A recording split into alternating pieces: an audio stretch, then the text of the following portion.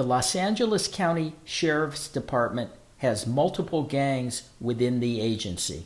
They go by different names, such as the Spartans, Regulators, Grim Reapers, and Bandidos. In addition, there is a gang of deputies that go by the name of the Executioners. They work out of the Compton Sheriff's Station. For many years, the Los Angeles County Sheriff's Department has been turning a blind eye to these gangs. Right now, the Executioners has grown to the point where it dominates every aspect of life at the Compton station. Currently, days after Austriberto Gonzalez anonymously reported a fellow Los Angeles County Sheriff's deputy to Internal Affairs for assaulting a colleague behind the parking lot of the Compton station, a text popped up on his phone.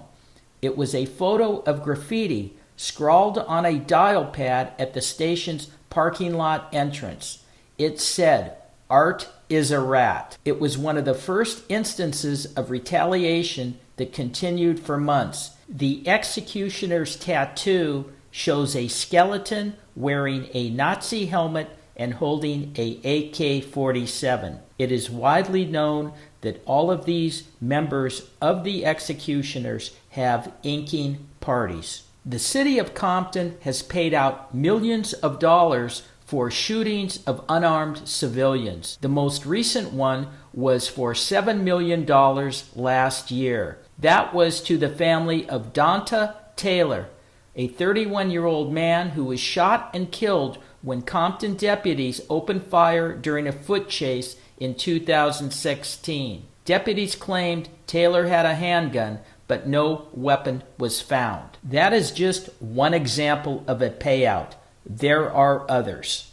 So think about this, folks. When Deputy Gonzalez called in anonymously to the Internal Affairs tip hotline to report the abuse of another deputy by a deputy, his voice was recognized, and whoever took that call then reported him to the Executioners. So obviously, the people in Internal Affairs are working with the Executioners. The Los Angeles County Sheriff, Alex Villanueva, has stated there are no gangs running any stations within the Los Angeles County Sheriff's Department. This news is a huge bombshell to the Los Angeles County Sheriff's Department. Stay tuned.